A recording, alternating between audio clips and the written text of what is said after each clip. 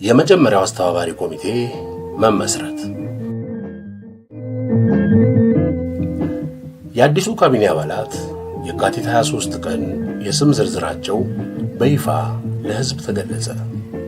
የካቲት 20 ቀን ካቢኔው እንደፈረሰ ከአርሚ አቪዬሽንና ከመሐንዲስ መምሪያ የተውጣጡ ጥቂት የበታች ሹማምንቶችና ወታደሮች በኪነታዊ ክፍሎች እየተዘዋወሩ የዚህ መንግሥት አቋም በተናጋበት ወቅት ብቻ ስለሆነ መብታችንን ማስከበር የምንችለው በህብረት ጥያቄያችንን እንድናቀርብ ከየክፍሉ ተወካይ እየመረጣችሁ ወደ 4ኛ ክፍለ ጦር እንድትልቁ የሚል ጥሪ አቀረቡ። ባካሄዱት ቅስቀሳና ባቀረቡት ጥሪ መሠረትም የካቲት 21 ቀን 1966 ከሁሉም ኪነታዊ ክፍሎች ከአርሚ አቪዬሽንና ከ4ኛ ክፍለ ጦር ተመርጠው የመጡት ተወካዮች በ4ኛ ክፍለ ጦር ግቢ ውስጥ የመጀመሪያውን ወታደራዊ አስተባባሪ ኮሚቴ አቋቋሙ። የኮሚቴው ብዛት ከ50 እስከ 60 ሲሆን የኮሚቴውም ሰብሳቢ ሲኒየር ኤርክራፍትማን ሲኒየር ኤክማን ዮሐንስ ፍቱይ እንዲሁም ጸሐፊው ሲኒየር ኤክማን ግርማ ፍስሐ ናቸው። በአጠቃላይ አመራር በመስጠትና በማስተባበር ግንባር ቀደም ሚና የተጫወቱት አባላት ከዚህ የሚከተሉት ነበሩ። አንደኛ ሲኒየር ኤክማን ዮሐንስ ፍቱይ ከአርሚ አቪዬሽን፣ ሁለተኛ ሲኒየር ኤክማን ግርማ ፍስሐ ከአርሚ አቪዬሽን፣ ሶስተኛ ሻምበል ባሻ ጌታሁን አቦዬ ከምድር ጦር መገናኛ መምሪያ፣ አራተኛ ሻለቃ ባሻ ደምሴ አብተው ከጦር ኃይሎች ጠቅላይ መምሪያ፣ አምስተኛ ሻለቃ ባሻ ታምራት ፈዬ ከጦር ኃይሎች ጠቅላይ መምሪያ፣ ስድስተኛ የ50 አለቃ አለማየሁ አየለ ከማመላለሻ መምሪያ፣ ሰባተኛ የ10 አለቃ ግርማ አየለ ከሙዚቃ መምሪያ፣ ስምንተኛ ሻምበል ባሻ አድማሱ አየለ ከምድር ጦር ስንቅና ትጥቅ መምሪያ፣ ዘጠነኛ የ50 አለቃ ከበደ አበጋዝ ከምድር ጦር ጠቅላይ መምሪያ፣ 10ኛ የ50 አለቃ ወርቁ ጋዲሳ ከ4ኛ ክፍለ ጦር፣ 11ኛ ወታደር በቀለ ወልደ ጊዮርጊስ ከመሐንዲስ መምሪያ፣ 12ኛ የ10 አለቃ እሸቱ ወልደ ሰንበት ከ4ኛ ክፍለ ጦር እንዲሁም 13ኛ የ10 አለቃ ዳኜ ወልደ ሥላሴ ከመሐንዲስ መምሪያ ነበሩ። ኮሚቴው የመጀመሪያ ተግባር አድርጎ የወሰደው ንጉሡ በሕዝብ ላይ በደል ፈጽመዋል ብለው ያባረሯቸውን ሚኒስትሮች በቁጥጥር ስር ማዋል ነበር። ለወታደሩ ጎስቋላ ኑሮ፣ በሀገራችን ለደረሰው የረሃብ እልቂት፣ ለሕዝቡ ሁለንተናዊ ችግርና ስቃይ በዋነኛነት ተጠያቂ መሆን ያለባቸው በወደቀው ካቢኔ ውስጥ የነበሩት ሚኒስትሮች ናቸው የሚል ጠንካራ እምነት የኮሚቴው አባላት ስለነበራቸው ሚኒስትሮቹን ከየቤታቸው እየለቀሙ እስር ቤት ከተቷቸው። በዕለቱ 17 ሚኒስትሮች በ4ኛ ክፍለ ጦር ግቢ ውስጥ እንዲታሰሩ ተደረገ። ብዙም ሳይቆዩ ለጥበቃ አመቺ ወደ ሆነው ጎፋ ሰፈር አዘዋወሯቸው። ይህ እርምጃ ስርዓቱን የሚፈታተን ብቻ ሳይሆን የስርዓቱ የመውደቂያ ጊዜ እየተቃረበ መምጣቱን የሚያበስር ደወል ሆነ። የከተማው ነዋሪ ሕዝብ ወታደሩ ክፍል በወሰደው እርምጃ ከመጠን በላይ ተደሰተ። ጥቂት ሚኒስትሮች ብቻ ሳይሆኑ በሕዝቡ ላይ ግፍ የፈጸሙት የብዝበዛ መረባቸውን ዘርግተው ሕዝቡን የበዘበዙ፣ ለድህነትና ለረሃብ የዳረጉ፣ በዘመድ አዝማድ በመጠቃቀም በሠራተኛው ሕዝብ ላይ መጠነ ሰፊ አስተዳደር በደል የፈጸሙ በርካታ ባለሥልጣናት ስላሉ እነሱም በአፋጣኝ ይታሰሩ እያለ በየመንገዱ በመዘዋወር ድምፁን ሲያሰማ ዋለ። የሕዝቡም ትኩረት በአርሚ አቪዬሽን በተቋቋመው ወታደራዊ አስተባባሪ ኮሚቴ ላይ አረፈ። ብዙዎቹ የጦር ክፍሎች ኮሚቴው የወሰደውን ቆራጥ እርምጃ በሙሉ ልብ በመደገፍ ታማኝነታቸውን ገለጹ። ኮሚቴው የሚሰጠውን ማንኛውንም ትዕዛዝ ባለማወላወል ለመፈጸምም ዝግጁ መሆናቸውን አረጋገጡ። ጦሩ መሳሪያ አውጥቶ በበታች ሹማምንቶች እዝ ስር ወድቆ የእዝ ሰንሰለቱ በመበጣጠሱ የጦር ክፍሎቹ አዛዦችና መኮንኖች ምንም አይነት የተቃውሞ እርምጃ ለመውሰድ እንደማይችሉ ተገነዘቡ። በተመሳሳይ ሁኔታም ንጉሡ የቅርብ ረዳቶቻቸውና ዘመዶቻቸው ሲታሰሩ እያዩና እየሰሙ ምንም ማድረግ ተሳናቸው። አመፀኛ ወታደሮችን በኃይል ለማንበርከክ ሐሳብ ቢኖራቸውም የሚተማመኑበት ኃይል ሁሉ ከአመፀኞቹ ጎን በመሰለፉ ትዕዛዛቸውን ሊተገብር የሚችል ኃይል በዙሪያቸው አጡ። ንጉሡና ቤተሰባቸውን የሚጠብቀው ኃይል እንኳን ሊታመን የማይችልበት ደረጃ ላይ መድረሱ ጃንሆይን ንቦች እንደከዱት የንብ አውራ አስመሰላቸው።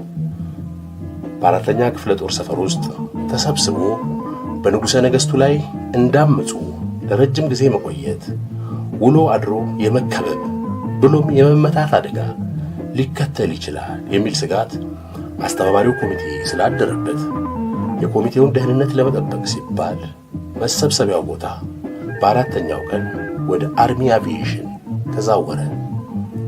ወደ አርሚ አቪዬሽን መዛወር ያስፈለገበት ምክንያቶችም የሚከተሉት ናቸው።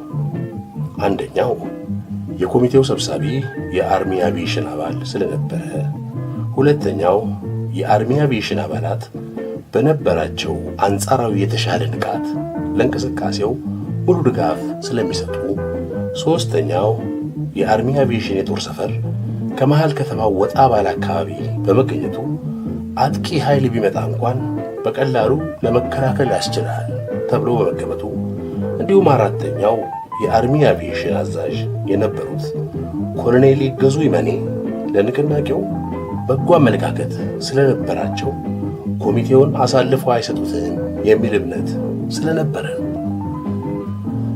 ኮሚቴው ወደ አርሚ አቪዬሽን ከተዛወረ ከጥቂት ቀናት በኋላ አዲሱ የመከላከያ ሚኒስትር ሆነው የተሾሙት ጀነራል አብይ አበበና የምድር ጦር አዛዥ ጀነራል ወልደ ስላሴ በረካ ኮሚቴውን ለማነጋገር ቦታው ድረስ መጡ። ሁለት ከፍተኛ የመከላከያ ሚኒስቴር ባለስልጣኖች ኮሚቴውን ለማነጋገር ሰፊ ውይይት ለማድረግ መምጣታቸውን ኮሎኔል ይገዙ ገልጸው የኮሚቴው አባላት ጃንሆይ የላኳቸውን መልእክተኞች ተቀብለው እንዲያነጋግሯቸው ጥያቄ አቀረቡ። አባላቱም ጥያቄውን ወዲያው ውድቅ አደረጉት። እኛ የፖለቲካ ሰዎች አይደለንም። በሀገራችን ላይ የደረሰው ውድቀትና ቅጥ ያጣ ጊዜ ያለፈበት ስርዓት በሕዝቡ ላይ ያደረሰው በደል ቀስቅሶን በሀገር ፍቅር ስሜት በመነሳሳት አንዳንድ የማስተካከያ እርምጃ እንዲወሰድ ለማስገደድ ሀ ብለን አንድ እርምጃ መውሰድ ስንጀምር እነዚህ ከፍተኛ የፖለቲካ ልምድ ያላቸውን ሰዎች ተቀብለን ብናነጋግር በቀላሉ ከዓላማችን ሊያፈናቅሉን ከመቻላቸውም በላይ በታት ነው ለአደጋ ሊያጋልጡን ስለሚችሉ እነሱን ተቀብለን ለማነጋገር ማንችል መሆናችን ይታወቅልን ብለው ቁርጠኛ አቋማቸውን ገለጹ። ኮሎኔል ይገዙ በለሰለሰ አነጋገር ወንድሞቼ እባካችሁ እኔንም አታሳፍሩኝ፣ መላው ጦር ከእናንተ ጎን እንደተሰለፈ ታውቃላችሁ። እናንተ የፈለጋችሁትን ትእዛዝ ብትሰጡ ጦሩ ተግባራዊ ለማድረግ በተጠንቀቅ መገኘቱም ተረጋግጧል። ስለዚህ ምንም የሚያሰጋችሁ ወይም የሚያስፈራችሁ ነገር ይኖራል? መልእክተኞቹ እናንተን ለማነጋገር እዚህ ድረስ መምጣታቸው ራሱ ከበስተጀርባችሁ የተሰለፈውን ኃይል ጥንካሬ የሚያመለክት ነው። እነሱን ተቀብላችሁ የምትፈልጉትን ጥያቄ አቅርቡላቸው። የሚያቀርቡትን ሐሳብ መቀበል ወይም አለመቀበል ምርጫው የእናንተ ነው። ማንም አያስገድዳችሁ። ይህንን ዕድል ሳትጠቀሙ ብትቀሩ ግን ምናልባት የሚጎዳው የተነሳችሁበትን ዓላማ ነው። ስለዚህ አስቡበትና መልስ ስጡኝ ብለው ተማጸኑ። የኮሚቴው አባላትም ተወያይተን መልሱን እንሰጣለን ብለው ኮሎኔል ይገዙን ከአዳራሽ ካስወጡ በኋላ በጉዳዩ ላይ ሰፊ ውይይት አደረጉ። በርከት ያሉ አባላት ንቅናቄውን አንድ አቅጣጫ ሳንሰጠው መልእክተኞቹን ማነጋገር ሊጎዳን ይችላል፣ እነሱ በሚያደርጉልን ገለጻ ተመስጠን ምናልባት እንከፋፈል ይሆናል። እኛ በተከፋፈልንና በተበታተንን ቁጥር ሕዝቡ ተስፋ ይቆርጣል፣ በእኛ በወታደሮች ላይም እምነት ያጣል ብለው ስጋታቸውን የገለጹ ቢኖሩም ብዙዎቹ ግን ተቀብለን እናነጋግራቸው፣ እነሱን ስላነጋገርን ብቻ ከዓላማችን እንዛነፋለን ማለት አይደለም፣ ከዚህም በላይ የእነሱን አመለካከት ማወቁ በተከታታይ ለምንወስዳቸው እርምጃዎች ይጠቅመናል ብለው አቋም ስለወሰዱ መልእክተኞቹን ተቀብሎ ማነጋገር ይገባል በሚለው ሐሳብ ላይ ስምምነት ላይ ተደረሰ። በውሳኔው መሠረት ጀነራል አብይ አበበ፣ ጀነራል ወልደ ስላሴ በረካና ኮሎኔል ይገዙ ይመኔ ተፈቅዶላቸው ወደ አዳራሹ ገቡ። የኮሚቴው አባላትም ከመቀመጫቸው ተነስተው የአክብሮት አቀባበል አደረጉላቸው። በተዘጋጀላቸው ቦታ ከተቀመጡ በኋላ ስለመጡበት ጉዳይ ገለጻ እንዲያደርጉ ተጋበዙ። ጀነራል አብይ የጀነራል ማዕረጋቸውን አድርገው ከወታደራዊ ግርማቸው ጋር በኮሚቴው ፊት ቀርበው ተልዕኳቸውን ለመናገር እድል ስለተሰጣቸው ኮሚቴውን አመስግነው ሰፊ ንግግር አደረጉ። የንግግራቸውም ይዘት ከሞላ ጎደል አገራችን ከሁሉም አቅጣጫ ውጥረት ውስጥ ያለችበት ወቅት በመሆኑ በምስራቅ የሶማሊያ መንግስት ለወረራ መዘጋጀቱ፣ በሰሜንና በምዕራብ የአገሪቷ ክፍሎች ተገንጣይ ቡድኖችና የሱዳን መንግስት በመተባበር የወረራ ዕቅድ ማውጣታቸውን፣ በመሃል አገር የሚስተዋለው የፖለቲካ ትርምስ ደግሞ ለጠላቶቻችን ምቹ ሁኔታ እየፈጠረላቸው መሆኑን በስፋት ካብራሩ በኋላ የወታደሩ ክፍል የሀገራችንን አንድነት የማስጠበቅ ኃላፊነቱን ለመወጣት የሚችለው ወታደራዊ ስነ ስርዓትና የእዝ ሰንሰለት ሲጠበቅ ብቻ መሆኑን ረገጥ አድርገው በማሳሰብ ከዚህ ተጻራሪ በሆነ መንገድ ለመጓዝ መሞከር ሚኒስትሮችን ማሰር የበለጠ የመከላከል አቅማችንን ስለሚያዳክመው ጥንቃቄ በተሞላበት እርምጃ መራመድ ይኖርብናል። ይህ ካልሆነ ሀገራችንን በቀላሉ የማትወጣበት አዘቅት ውስጥ ከተን በታሪክ ተወቃሽ እንሆናለን። ስለሆነም ዛሬ እዚህ የመጣ ነው የእናንተን እንቅስቃሴ ለመቃወም ሳይሆን አሁን በተያዘው ሁኔታ ቢቀጠል ሊከተል የሚችለውን አስከፊና አሳዛኝ ውጤት ለማስገንዘብ ነው። ከዚህም በተጨማሪ በንጉሡ መልካም ፈቃድ አገሪቷ አቅሟ ባይፈቅድም ለወታደሩ ቅድሚያ በመስጠት ከፍተኛ የደሞዝ ጭማሪ መደረጉን አስታውሰው ተጨማሪ ጥያቄ ካላችሁ በጽሑፍ አዘጋጅታችሁ ለንጉሡ እንድታቀርቡ አድርጋለሁ። ለበጎ አመለካከታችሁ ተጨባጭ ማስረጃ እንዲሆን ግን ከታሰሩት ሚኒስትሮች የተወሰኑትን ብትፈቱ ንጉሡ ተደስተው ለምታቀርቡት ጥያቄ በጎ ምላሽ ሊሰጡ ይችላሉ በማለት ንግግራቸውን ደመደሙ። በንግግራቸው የብዙዎቹ አባላት ስሜት ተነካ፣ ሐሳባቸውም ዋዠቀ። በአገሪቱ አንድ ያልተጠበቀ ችግር ቢከሰት በታሪክ ተጠያቂ እንሆናለን የሚል ፍርሃት አደረባቸው። ጀነራል አብይ ስላደረጉት ሰፊ ገለጻ አመስግነው ከሰዓት በኋላም መልሱን እንደሚሰጧቸው ነግረው አሰናበቷቸው። የኮሚቴው አባላት ጀነራል አብይ ባደረጉት ንግግርና ባቀረቡት ሐሳብ ላይ የተጧጧፈ ውይይት አካሄዱ። በአመፁ ገፍተን ከስልጣን የወረዱትን ሚኒስትሮች ብቻ ሳይሆን በስልጣን የባለጉትን ባለስልጣናት ሁሉ አስረን መሰረታዊ ለውጥ ሊያመጣ የሚችል የፖለቲካ ጥያቄ እናቅርብ፣ በዚህም ህዝብ የመረጠው መንግስት እንዲቋቋም ግፊት ማድረጉን እንቀጥልበት የሚል አቋም የነበራቸው አባላት ቢኖሩም አብዛኞቹ ይህን ሐሳብ ሳይቀበሉት ቀሩ። በመጨረሻ ከብዙ ክርክር በኋላ የጦሩን ችግሮች የሚመለከቱ ጥያቄዎችን ብቻ አዘጋጅተን ንጉሡ ፊት እናቅርብ፣ ከዚሁ ጋር በከፍተኛ ደረጃ ህዝቡን የበደሉትን ሚኒስትሮች ራሳቸው ንጉሡ እንዲቀጧቸው ለእሳቸው እናስረክብና እንበተን በሚለው ሐሳብ ላይ ተስማሙ። በዚሁ መሠረት በሀገርና በህዝብ ላይ ከባድ የአስተዳደር በደል ፈጽመዋል የተባሉ ሚኒስትሮችን የስም ዝርዝርና የጦሩ ጥያቄ ነው ተብሎ የተዘጋጀውን ጽሑፍ ይዘው የካቲት 27 ቀን 1966 ከሰዓት በኋላ ሁሉም የኮሚቴው አባላት በታላቁ ቤተ መንግሥት ንጉሡ ፊት ቀረቡ።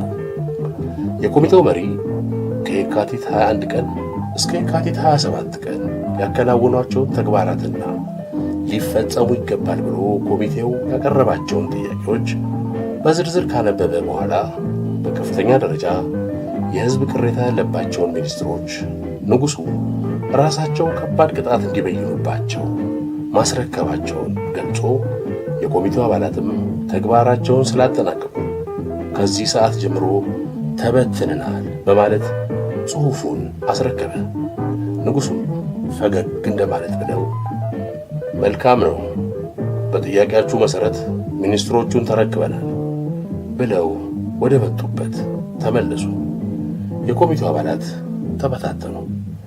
ይህ ውሳኔ በምሽት የሬዲዮና ቴሌቪዥን ፕሮግራም ለመላው ሕዝብ ተነገረ።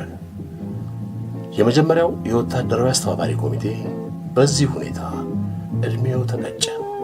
በማግስቱ ንጉሡ እንዲቀጧቸው ተብሎ የተሰጧቸውን ሚኒስትሮች ፈተው አሰናበቱ።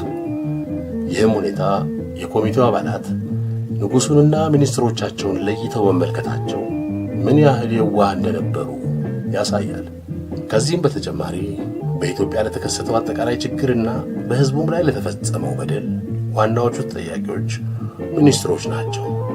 ንጉሡ ምን ያውቃሉ እየተባለ በጸጥታው ክፍልና በቤተ ክህነት ቀሳውስቶች አማካይነት ሲሰራጭ የነበረውን ፕሮፓጋንዳ ሕዝቡ አምኖ እንደተቀበለው ሁሉ የጦሩም አባላት የዚሁ ፕሮፓጋንዳ ሰለባ እንደነበሩ በግልጽ የሚያሳይ ድርጊት ነበር።